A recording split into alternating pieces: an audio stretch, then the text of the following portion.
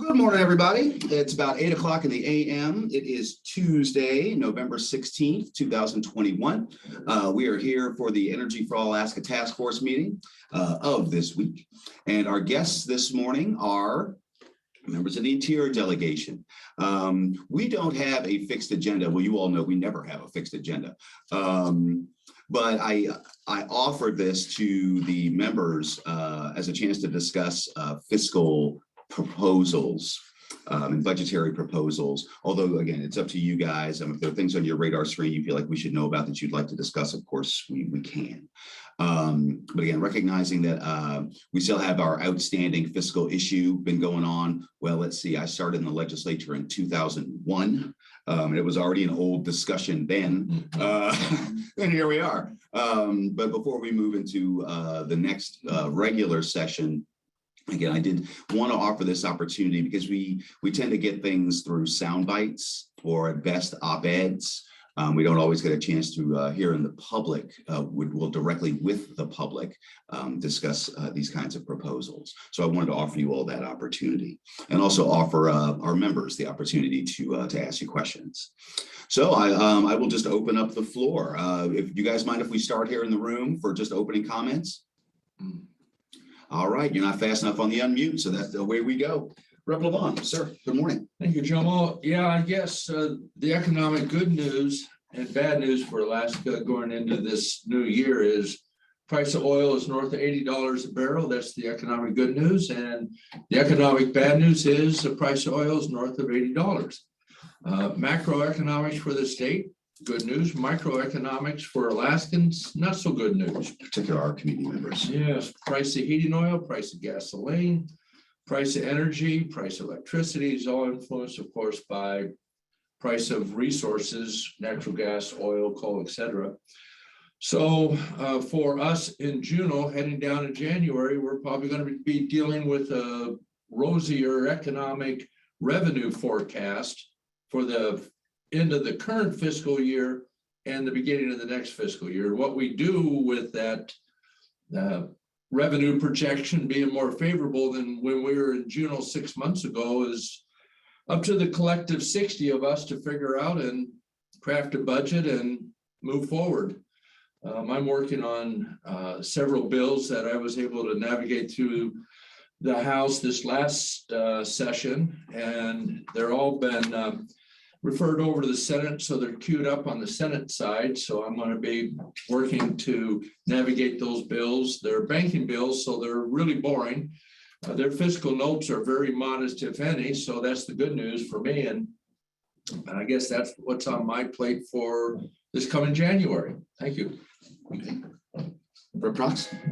Well, I agree with Representative Levon that the long-term fiscal outlook is still the topic that we need to finish up discussing. Haven't gotten much progress over these last special sessions, which is kind of unfortunate. But we still we got to stick at that. This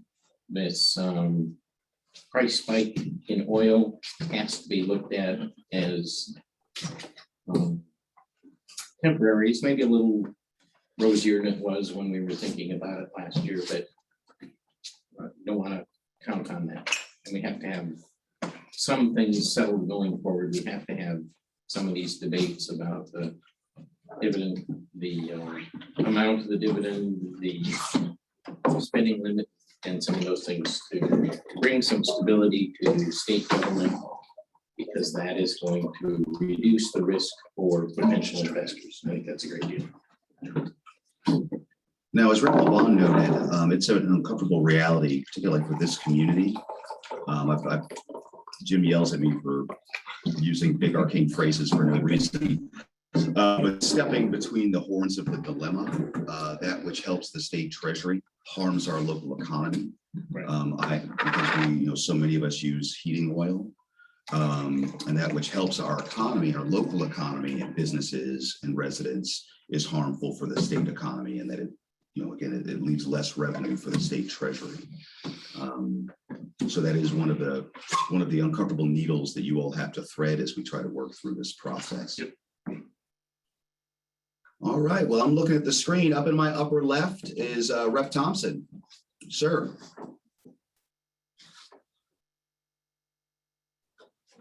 You're on mute. Oh, you're on mute, Steve. Got it turned off there. Yeah, it's interesting what the dilemma we're in with the price of gasoline and heating fuel, and everybody's looking at this inflation that's driving the price of groceries and everything else up. So it's going to be an interesting year in Juneau this year. The big topic is going to be again the permanent fund dividend, and we got to get our way through that and come to some kind of an agreement on it.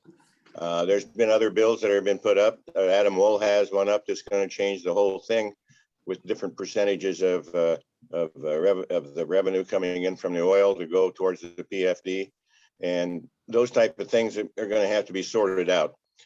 We've got Ken McCarty, I know, has drafted a bill to make it a 65% government, 45% PFD bill, which according to some graphs he has shows that it's going to be a deficit for about 2 years, and then about year 3, it's going to be no deficit anymore, supposedly. But you know, we've got to start looking at the long term of what are we going to do about $2 billion worth of deferred maintenance, and it's going to be a contentious year down in Juneau, I'm pretty sure. I don't have anything exciting going on with any bills right now. I've got a couple that I'm looking at that, again, I'm going to continue to look at bringing in the lottery bill, the multi-state lottery bill, and try to get something moved on that. I haven't had many people get excited about that one. It would only bring in about 10 million a year, so it's not a big deal, but I think that it would start us in the right direction. Other than that, it's going to be a wild and contentious year this year down in Juneau, because the other body, the Senate side, is not excited about moving too much either right now. So it's going to be when we get to Juneau, we'll start to sort it out. That's it. Thank you, sir. Speaking of the Senate, Senator Myers. For rebuttal. Oh, not rebuttal. Come on. By the way, for the members, for the task force members, if you don't mind, we're just going to go ahead and loop around, let the legislators go ahead and make opening comments. If you have questions, of course, go ahead and you can start stacking them in the chat box. I see we already have one. Otherwise, once we're done with opening comments, we can go ahead and open it up for discussion and questions. All right. So yes, Senator Myers. I'm not sure if rebuttal is the right word or not, but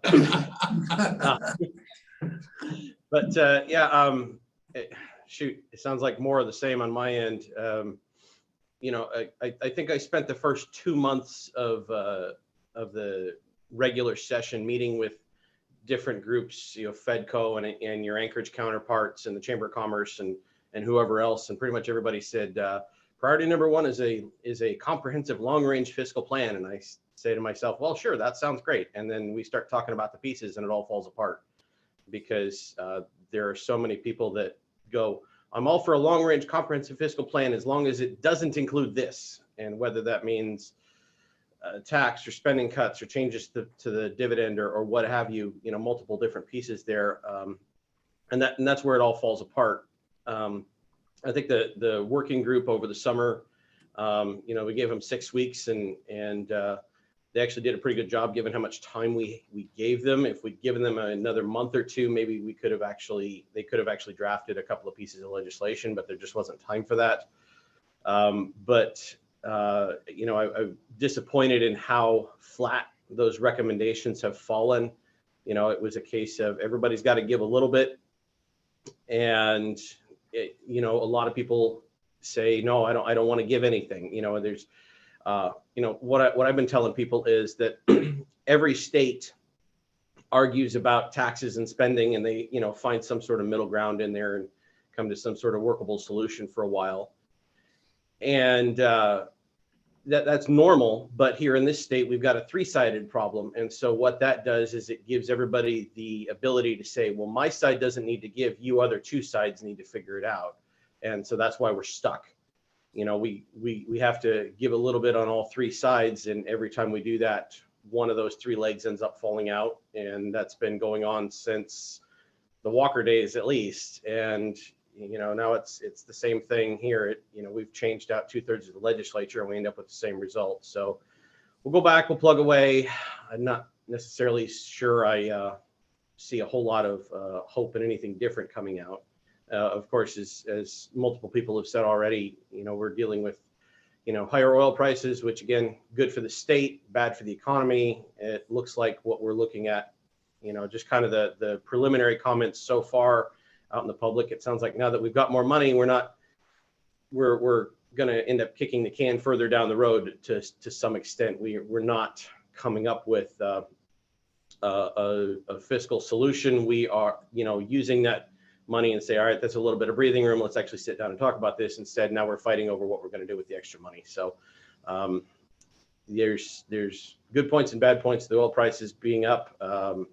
All I would caution is I give it about a year before they start coming back down again. I think that the reason they're up so high right now is because with everything going on with COVID and everything else, the economic uncertainty, we've got a lot of people both at home and abroad that aren't really sure if they should be investing in drilling more oil, and hence there's a little contraction on the supply while the demand is coming back up.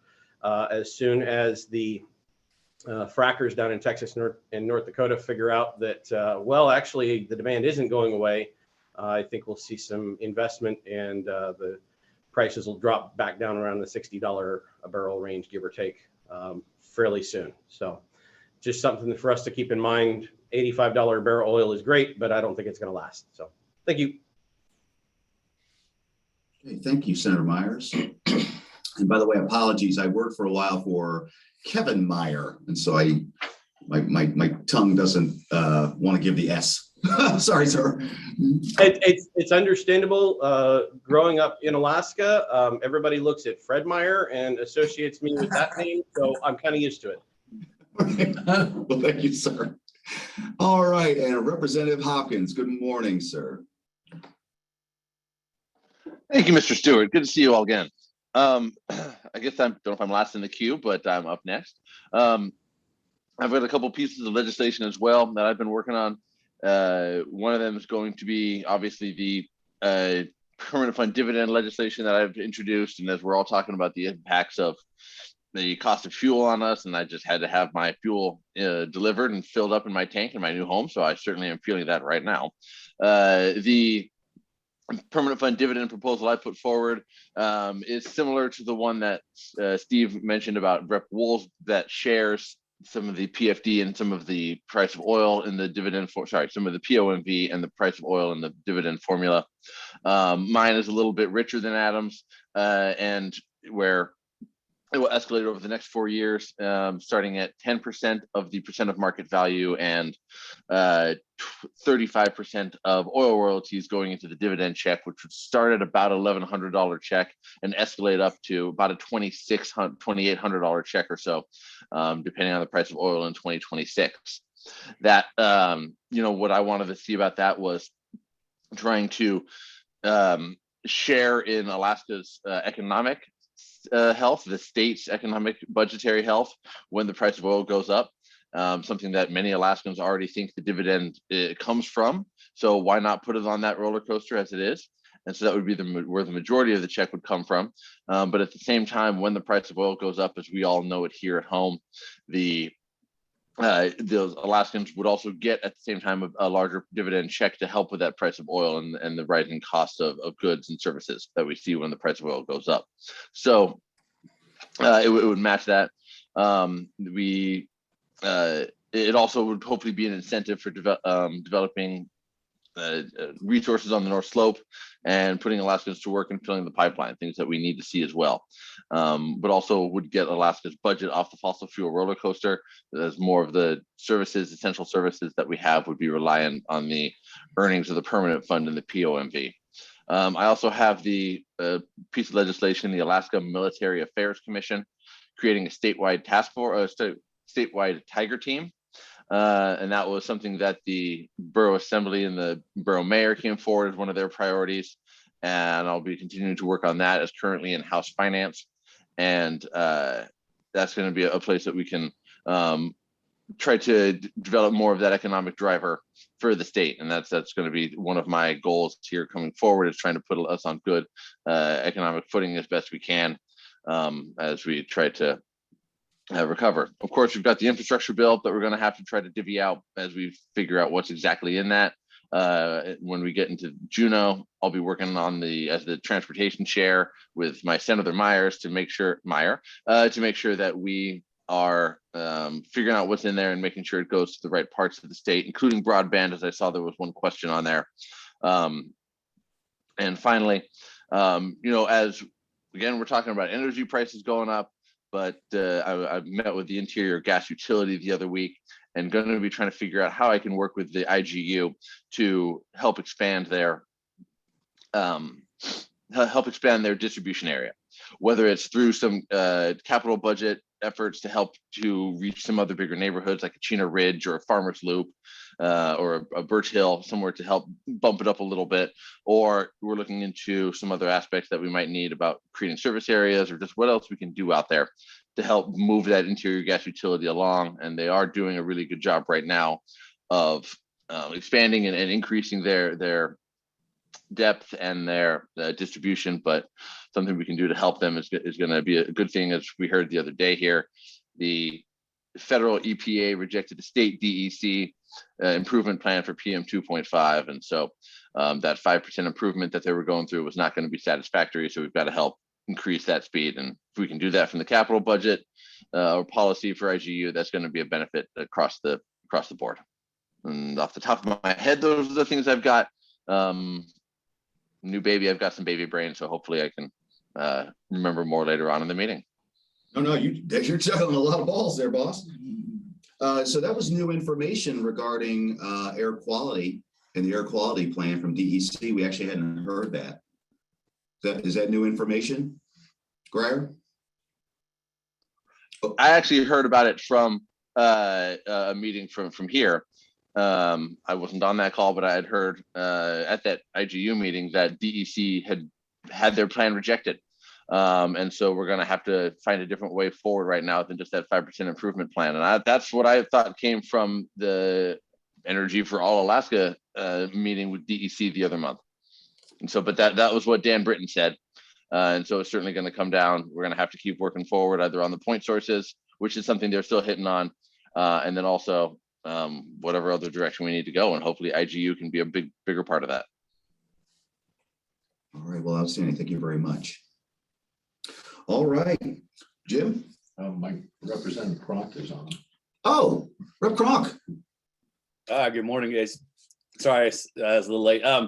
I got to hear Steve and Rob and Greger there, and I want to echo probably a little bit about what Rob said. I think we had a really good working group that came up with a lot of solutions, and I do think everybody wants a long-term plan, but putting a long-term plan together seems to fall apart. And the permanent fund is obviously the big issue that we're going to deal with again. And I really do hope we figure out some solution for that, especially with the prices. But my focus is on, obviously in my district, the high cost of energy. I know we have the PCE, that is available in our district, but that doesn't solve our energy problem of, trying to get affordable energy, especially when you start looking at all our schools and businesses out in these places that take a real big hit for high energy cost. And then also in my district, and if my district changes like it's supposed to, the Yukon River fishery is I'm going to be spending a lot of time working on that, because when people can't put food in their freezers, we have a problem. So those are kind of my two focuses, but not strictly on those two things. I think we do need to come up with a long-term fiscal plan for the state, and I think that again is going to be probably the focus. But again, it's probably going to be election year, and I'm not sure how many people are going to want to dig into that and work on that this year. I really hope we stay focused and continue working on that and figure out a solution for Alaska. But thank you. Okay, well, the questions are stacking up, and so we will jump to them. I see you taking yourself off mute though, Rep Hopkins. Yeah, one other thing I just wanted to mention, last year we met with Tammy Perot here and learned about the military licensing stuff. So we're working on another piece of legislation that Senator Coghill had originally introduced a few years back, but didn't get all the way through, that deals with supporting child abuse issues within military families and getting them the help that they need. And that was another one of the check boxes that the Department of Defense wants to see, that states have this system and policy in place as they're doing their basing decisions. So trying to follow up on that same effort that Representative Thompson was working hard on for the licensing issues, as well as FedCo. So that's something else that we all need to be keeping an eye on in the interior delegation to help with our economy here in Fairbanks. Greer, when you were talking about the meat of the legislation, you broke up. Could you repeat what it is exactly again? You said child abuse? Yeah, they want a reporting system to support the families that have child abuse and neglect that within the military families that come up here to Fairbanks. And that's one of the check boxes that Tammy Perot brought up when we were meeting with her. And that it was a one-on-one meeting that I had with her to try to figure out what direction we need to be going. And so that's something we're going to be introducing as well, to make sure we can get that checkbox for DOD cleared up and moving forward on basing decisions for those families here, because it's not just housing that we're seeing the crunch on for military families, as they're saying, military family, what is it, starting April, the DOD, unless they have a full set of housing for that family, they're going to be recommending the soldiers do not bring up the rest of their family. And that's going to be a huge detriment to our community.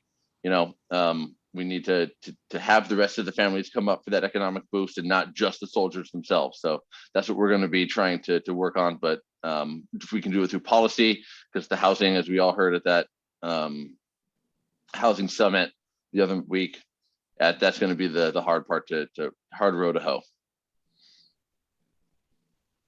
Jim, follow up. Briar, on the housing issue, of course, this housing task force has been, in meeting for some time now, and kind of, I would say without a solution. We met the other day with General Crum. He talked, of course, about bringing up the rest of the F-35 team on a company, that also delaying the KC-135, 225 additional airmen into the community.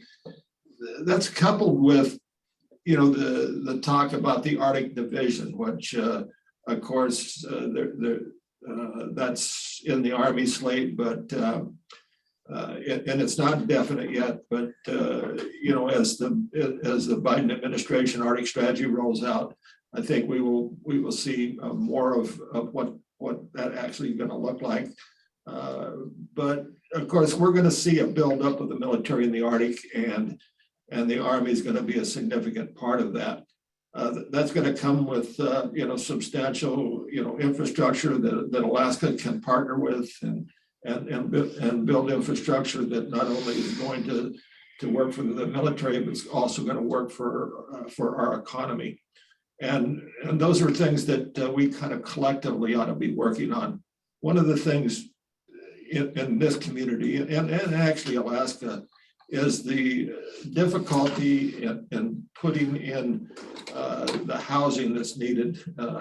And we've had a kind of a housing crisis for some time, either whether it's the quality of houses or whether it's the quantity of houses. If we could get the legislature to either work with the Permanent Fund Corporation or ADA or HFC, Alaska Housing Finance, to come up with some type of proprietary loans in military facility zones, we could continue to build Alaska's economy, at least around this military growth. It's a significant part of Alaska's economy, and I think all of you have seen the recent economic report that says the military is 10% of Alaska's economy overall. That's a huge huge portion of the economy, and we really don't pay enough attention to it. So I don't know, I know these are tough guys, but we're talking about lending rather than granting. So, if a group of you could get together and work on, how can we as a state assist in the build out of the necessary houses to bring, the military in here fully accompanied, so that the state gets the total impact. It would be a huge step forward. Certainly, Jim. I think you're right on that stuff when it comes to helping with those military facility zones, zones that I think that was a Steve Thompson bill a few years back. So that was a good start for our community. Looking at places we can build homes that is within the area of Fort Wainwright and Eielson. I met with the Alaska Mental Health Trust Authority. They've got some land on the backside, I guess the east side of Fort Wainwright, that's right off the Badger Road area. That would be an excellent spot to start bringing on those homes. And if we can't find a single private builder to build that up, sort of like a Birchwood Homes that we have, although that was the 801 housing that they don't have anymore. If we can't find a single private entity to build a large swath of homes right off the bat, some spec homes, then how can we get some of that lending going so that we can get it individual homes up and running? But we need the land. And so if we can work with the Alaska Mental Health Trust Authority to create those military facility zones around those areas that they have, maybe that would be a bump for that housing direction. And as we're seeing the comments in the chat going for renewable energy and energy efficiency, we can couple that with some energy. Maybe we target those homes as well to get some more federal money to support that energy efficiency and renewable energy within those new homes for our military families. Right. Now I see Rep Kronk has his hand up. Rep Prox is putting his hand up, but I saw that you were taking yourself off mute, Steve. So why don't we go Steve, Mike, and then Rep Prox. Mike and Mike. Yeah, the military facility zone bill, we passed that many years ago, and I was hoping it would have a lot more use than it has so far. It gives priority and low interest rates, priority on loans, and has the ability to really help what we're trying to do. They haven't really utilized it yet, but I'm looking forward to having that hopefully be a help. One of the other things was the reciprocity, we call it. It's a military licensure for professional positions. If they have met all of the educational standards that are required by the state of Alaska, and they have a professional license in another state, it would immediately let them transfer that up to Alaska. And I want to hopefully see something like that happen to help relieve some of the Department of Defense's concerns about getting military wives up here, because that was one of the hangups, was that they come up here and they might be a dental assistant or something to that effect, and it would take them over 6 months to get a license here. So hopefully we're going to have that straightened out, and hopefully that would move things forward. HB 15 was the bill on the House side. The Senate had a companion bill, but it had resistance over there. I think the resistance was from the unions, if you want to know the truth. And they basically killed theirs. So I'm going to try to revive HB 15 and try to get that thing moving again. Other than that, go ahead with whatever you got there, Jomo. I'll just lob this out. I hadn't anticipated having this direct a conversation on this item with you all at this moment. We'll just say it. So yes, just know AHFC regarding military facility zones has offered a special financing package, as they are authorized to do in statute. However, we feel like that pot could be sweetened. The example would be the Interior Energy Project.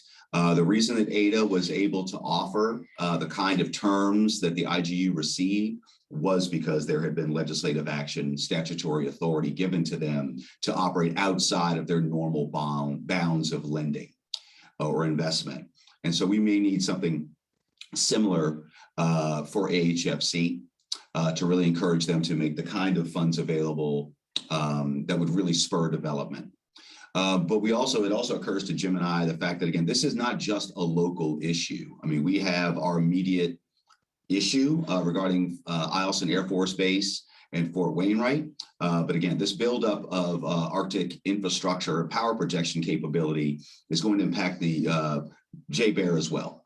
And they may want some assistance down in that area. Unlike us, they're more space constricted. We're capital constricted, they're space constricted, but I think there's room for improvement all around. It would be beneficial to the state. Rep. Cronk? Yeah, thank you. Hey, I just heard some questions on the new infrastructure bill, and I just wanted to drop in there and say that this afternoon we have a briefing with Senator Sullivan on that bill. So hopefully we'll have a little bit more clarity when it comes to what's in that infrastructure bill and how we can use some of the things for like broadband and possibly some energy things that maybe aren't listed in there. Thank you. Thank you. Rep. Crop. Well, I was just wondering if that housing task force has reached some conclusion, or will they be reaching some conclusion for identifying specific things that need to be done? Actually, so what I just said regarding AHFC, the banking group has met, and that will be their recommendation, is that one of the avenues we can use, because it's completely within our reach, is offering that kind of greater authority to AHFC so they can be a more effective player in this process. You know, Mike, the target is to have a more comprehensive proposal and hopefully have it out by the end of the year. So that's kind of where we're shooting for. You know, the banking portion of this, you know, with Alaska Housing and others have kind of come together a little quicker, but we believe there should be a local component to it, you know, local tax breaks. And, you know, there's a hang up with appraisers, there's a hang up with title companies, you know, so all of those things need to come together to make it work better, and it can work better. We're stumbling over, you know, something we hear all the time these days. Oh, it's all COVID, you know. Well, it's not all COVID, you know. We're stumbling along here, and it could be a lot better. Okay, so that'd be good to have that final, so everybody's singing off the same sheet of music. Everybody's singing out the same sheet of music. Absolutely. And everybody's going to pick up an instrument and play. Again, you all mentioned regarding the budget. There was a good hitch there where folks just kept saying, well, you should do. Right. Folks are starting to pick up the ball and say, well, I will do those things within my authority and realm. Okay. Mm-hmm. All right. Now we do have, if you don't mind, everyone, we have lots of questions in the chat box, so we'll go ahead and jump in it. The Governor's Broadband Task Force has come out with a final report. Is there any appetite for the Interior Delegation to support those recommendations? Ms. Hewitt, you want to jump in, Grier? Sure. Yeah, those recommendations are going to be important, especially as the infrastructure money comes through. And one of the things we're going to be looking at to make sure get into the budget is one of the strongest recommendations, and one of the requirements at the federal level is a broadband task force, a broadband office. It's a little, you know, it's another person or so in state government, but if we can track the federal funds that are going to be available, making sure they're well used, whether it's going to tribal, private, or state entities in the future, that's certainly going to be a direction we need to go by adding a person or so in the budget. Definitely there. You know, one of the other things that the governor's directive had us look at was when he created the broadband task force, the governor had us look at what essentially would be a power cost equalization for broadband, a way that we can buy down the cost in rural Alaska. And of course, my concern here in Fairbanks is how do we fill the donut holes that we see in the outskirts of Fairbanks, Chena Hot Springs, Fox, Goldstream, Esther, backside of Chena Ridge, places that broadband, you know, the GCI just isn't going to get. And so making sure we have that task force that can fill those donut holes and work to keep the price down is going to be key. The power cost equalization recommendation, it is what it is, and it's just an expensive bunch of money that would have to be required to be put into it. So we'll see what direction that goes. But right now, yes, definitely looking at supporting some of those recommendations coming out. Okay. Now, we do have a question regarding, well, a couple of questions regarding the infrastructure bill. I didn't know if anyone wanted to tap on that. Again, it sounds like you all are going to be getting a fuller read on what funds are going to be available and how they may be applied Today at 1. today. I see you taking yourself off mute there, Senator Myers. Please. Yeah. Well, for myself, couple of the ways I'm looking at it. I mean, as you just said, we're starting off with just, okay, exactly how much are we talking about, and how much of this is going to be up to our discretion, how much of it's already programmed, formulaic. That's something that we already have to think about. But for what we do have discretion over, my initial thoughts, a couple of things are, I want to see what we can do with some of that money to help reduce some of our operating costs down the line. So for example, one option, completely out of my area, but down in Juneau, they're looking at putting a ferry terminal in at Cascade Point, a little further north up the Lynn Canal there from the current Auk Bay terminal. But that would be far enough north that they could complete the sailings between Haines, Juneau, and Skagway in under 12 hours. And then you wouldn't have to have crews staying on the boat overnight, and help significantly reduce your operating costs for that particular run. So something along those lines is what I would be thinking about. Here in the interior, what's on my mind is there's a couple of bridges down in the Alcan that need replaced. They're effectively the same bridge that they were in 1947, crossing the Johnson River and the Gersel River. One of those, I keep getting it backwards as to which one it is actually still a wooden deck that they just paved over. And we're looking at, excuse me, some significant truck traffic coming through here in a few years as they're putting in that mine down by Toke and then trucking the ore up to Fort Knox.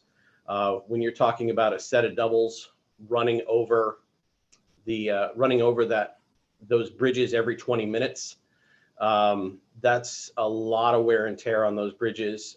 And DOT is telling me that the last time I talked to them a couple months ago, they said a rough estimate to replace both of them would be about $100 million. And they said actually for logistical purposes, it's actually better to replace both of them at the same time.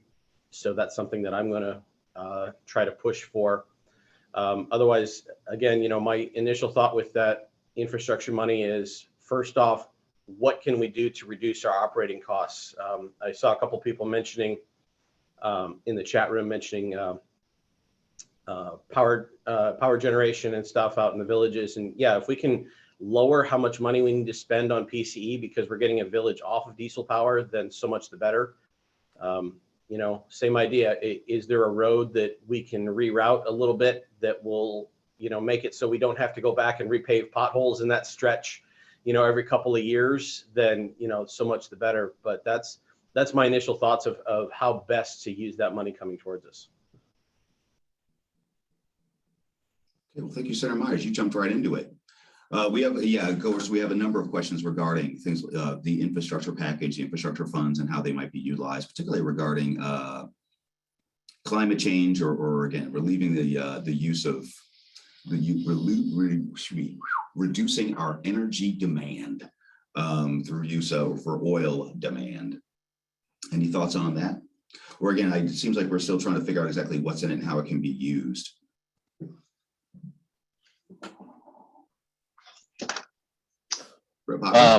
Yeah, if no one else is going to jump on in, the legislation we passed a few years ago that creates the integrated resource plan for energy infrastructure within Alaska decouples a lot of the concerns that we had where GVEA could only purchase power or only wanted to purchase power within their area because it was too expensive to purchase, wind or tidal power from down in South Central.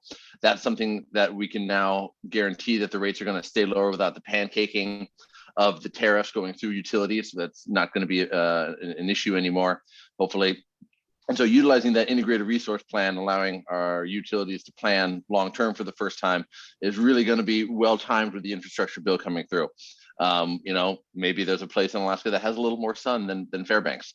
Certainly isn't Juneau, but might be able to go south a little bit and find some greener pastures, so to speak, for a larger solar farm, or increase Eva Creek or Fire Island, or out in Delta, and maybe somebody out in Delta wants to, or somebody in Homer wants to buy Delta wind power instead of the GVEA.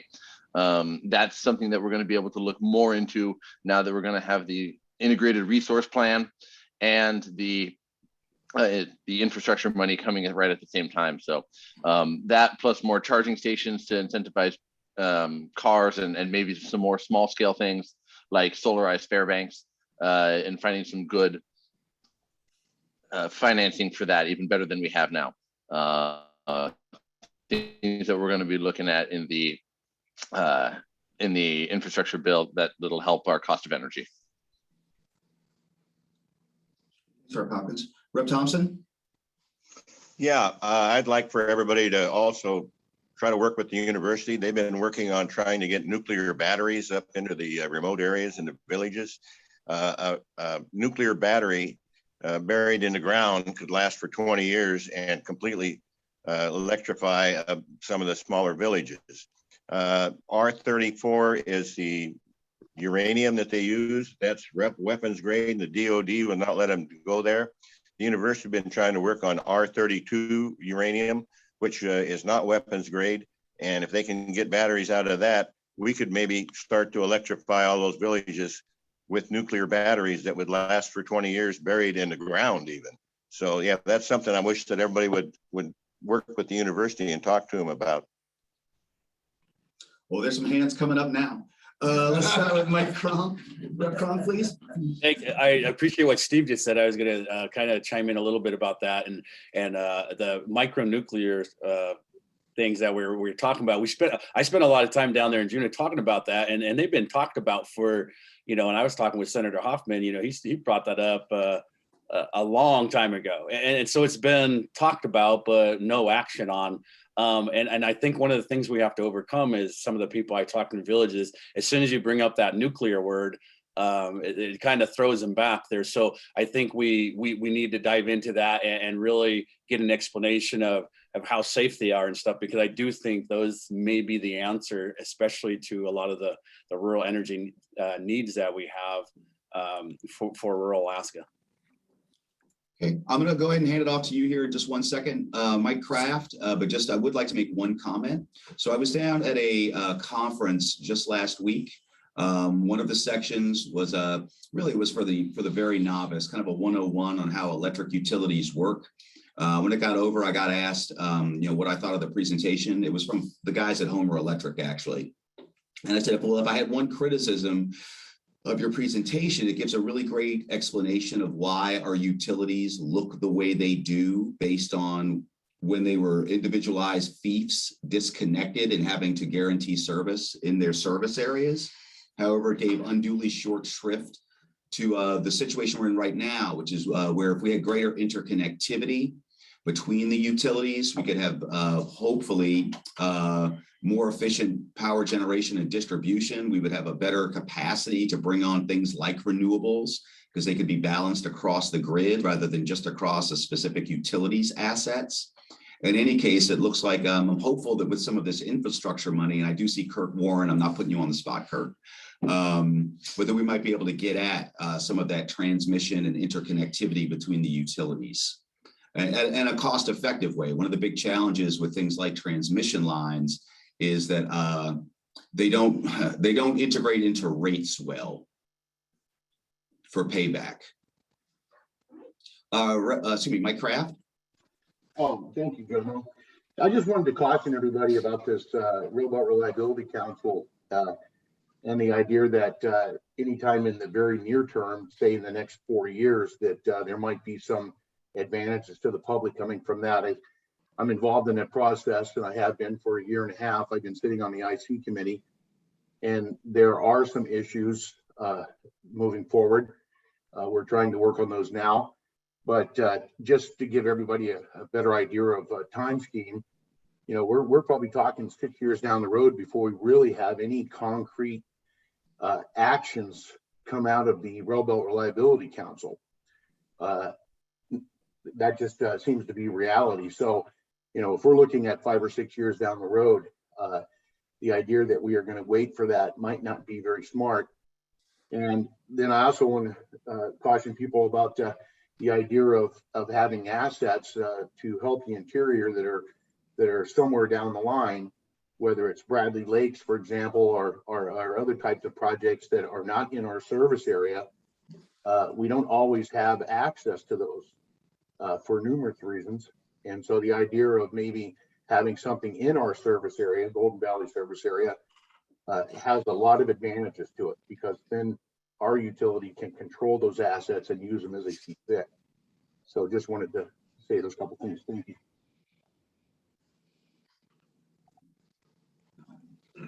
Yes, sir.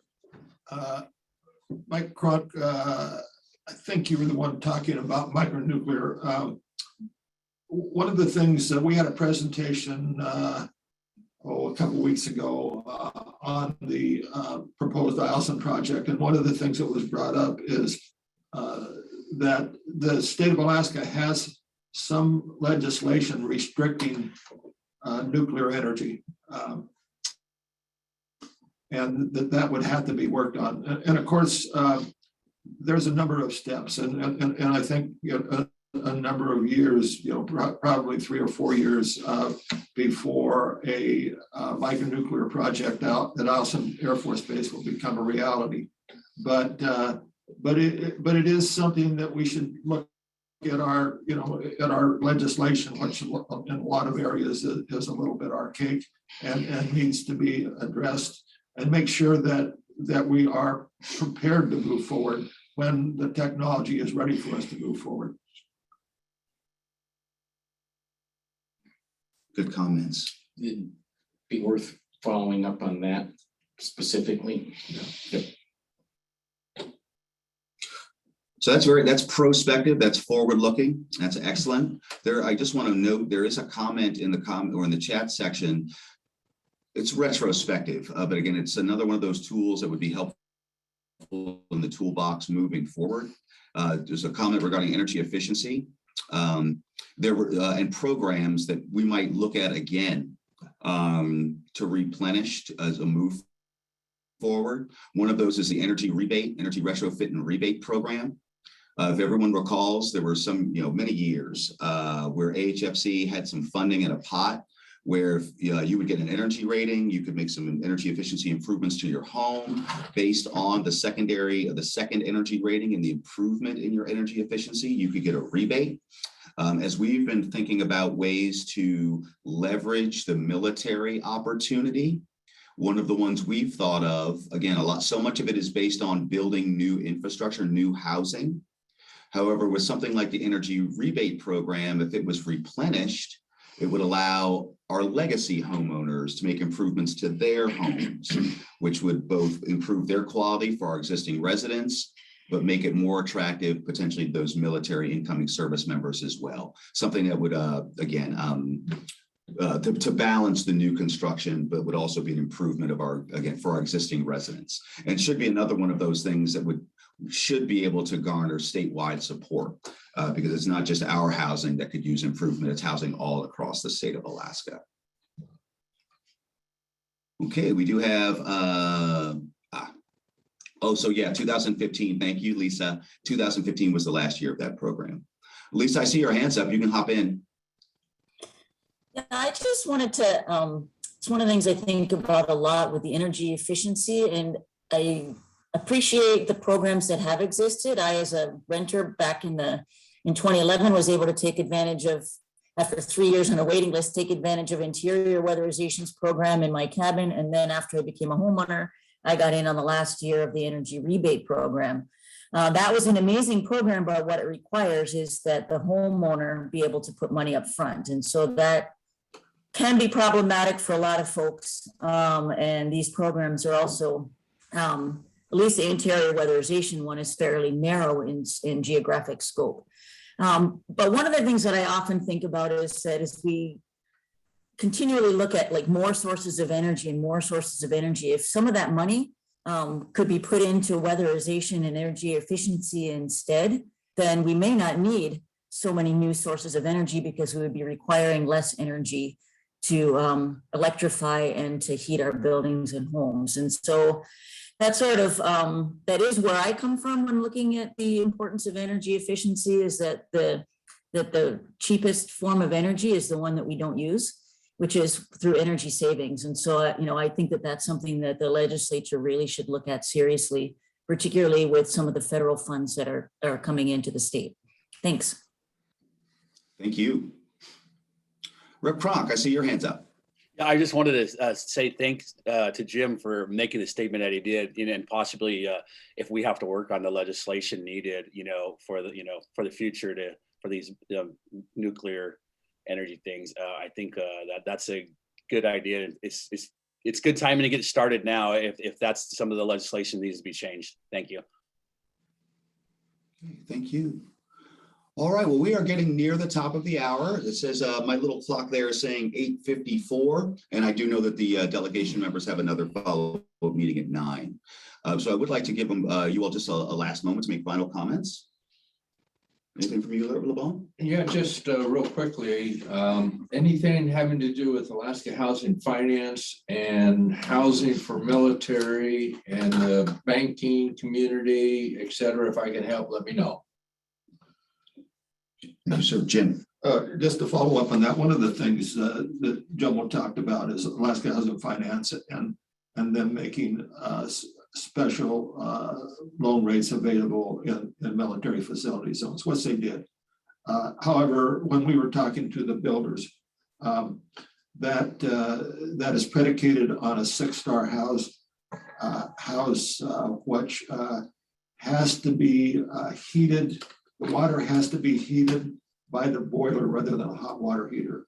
And the builders that we talked to said that's very problematic in the North Pole area. So consequently, they haven't really been able to utilize that loan. So, sometimes, and I like the comment that the cheapest energy is the energy you don't use, but sometimes we get ahead of ourselves in what we can actually do.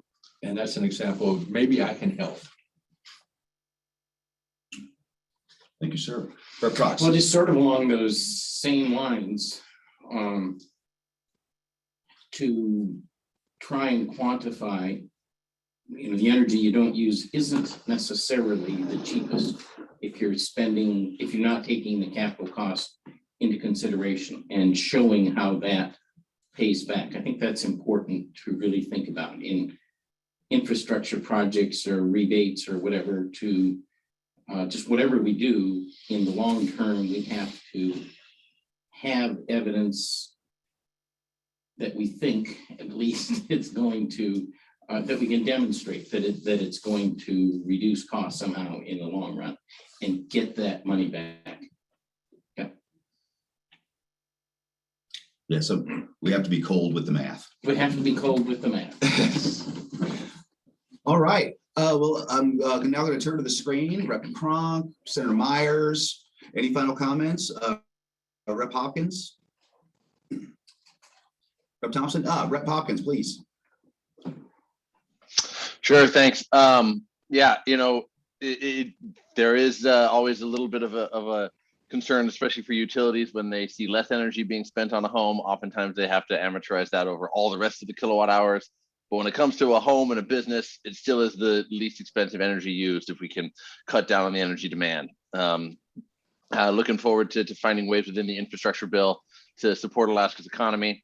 And a lot of good discussion here about the AHFC financing, local military facility zones, and some of the connections we already started working on with the mental health trust in the borough and the local assembly here. So those are some big targets that we might be able to accomplish in an election year. Long-term fiscal plan, of course, needs to be at the front of our minds, but as we all said at the beginning, that's going to be extra hard, especially in an even numbered year. So looking forward to working with the Interior Delegation on good stuff for Fairbanks again. We've done a good job of that in the recent years and in the past. So hopefully that's a trend we can continue to do and make sure Anchorage doesn't steal all the air in the room. Well, and don't let them force you into an equality versus equity discussion. Again, one of the big challenges we all have, particularly on the energy front, is the fact that that portion of the state's population just doesn't feel it as acutely as we do. So there's always a bit of a push for an equal relief to be distributed across the state, even though the pain is not equally shared across the state when these issues come up. Well, again, I would give everyone one more second. Rep. Thompson, any final comments? Rep. Cronk, Senator Myers?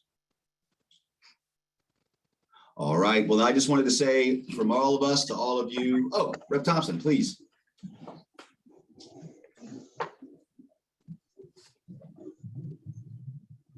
Okay. Well, then from all of us to all of you, thank you, Interior Delegation. Again, you all work really hard in our service and we know it. So thank you so much. Thank you for making yourselves available. We'll circle back around for a little bit more detailed discussion on some of these items. Yeah. Well, something that I have concerns about, we've covered a lot of areas that are very important to the state of Alaska and to our economic future, but I have concerns about the loss of jobs in the state. And some of the policies of the federal government have been very detrimental to our economic viability. And that's an area that we really haven't discussed and maybe is not, we're dealing with Alaska internal things, but we need to look at the big picture as far as the future. And here we are, we're importing, the oil companies are getting more money for their oil, which is great. But I mean, it's all costing us money. And they've cut down on the development of our resources here in the state. And I'm very concerned about that. And, when the cost of energy is the key to everything. And I just hate to see us becoming dependent on Russia and China to be able to support our nation. Particularly with resources that we have right here. Yeah. All right. Well, excellent. Thank you, Mr. Berggraf, as always. Hey, thanks everybody else. Just so you know, for the record, you're off the hook for next week. So happy Thanksgiving to everyone. No energy meeting next week, but we will follow up with future energy meetings. So everyone, again, thank you so much to the Interior Delegation for your service and your work. Thanks everybody else for joining us. And happy Thanksgiving, everybody. Have a great rest of your week and a great next week. And we'll be seeing you near the end of the year.